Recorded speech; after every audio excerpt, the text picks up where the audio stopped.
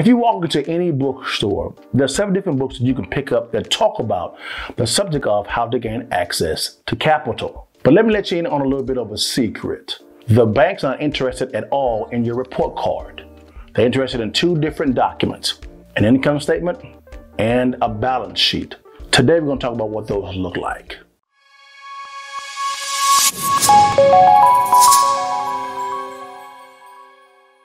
There are actually 3 types of income statements and balance sheets. The first one is a poor type of income statement and balance sheet.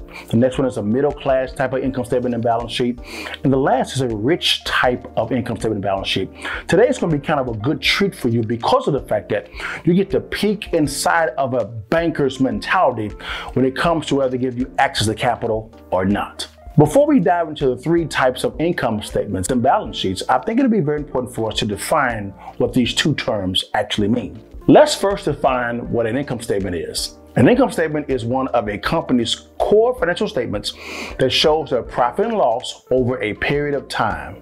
Simply put, an income statement just shows a company's income and expenses. Let's now define what a balance sheet is. The balance sheet displays the company's total assets and how these assets are financed through either debt or equity. Simply put, a balance sheet displays a company's assets and liabilities. Let's take a look at this first type of income statement and balance sheet, which is the poor type. If you view this income statement, you see there's an income and expenses section. In the income section, there's a salary because there's a job present. In the expenses section, you see taxes, rent, food, transportation, and clothes. Now, and also you see on the balance sheet, there's nothing there at all. Interesting. Now, when the job produces the income in the form of salary, it then pays for the expenses and the income goes right out the door. And also, here's another observation. If the salary of the job is taken away, the expenses still remain. No banker will give you access to any type of capital, this type of income statement and balance sheet.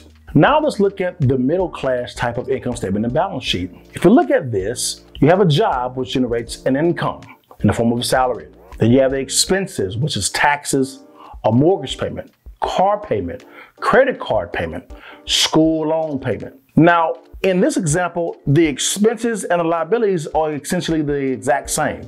So when the income comes in from the job, it loops down to the liabilities, then loops back up to the expenses, and the income goes right back out. Also, as you can see on the balance sheet side, there's no interaction with the asset section at all, just a liability section. And also, if the salary is taken away, the liabilities and the expenses, which is essentially the exact same, still remain. With this type of income statement and balance sheet, a banker will not give you access to any capital. Now let's look at the rich type of income statement and balance sheet. In the income section, you'll see there's rental income, dividend, interest, and royalties. In the expenses, you'll see there's taxes and mortgage payment.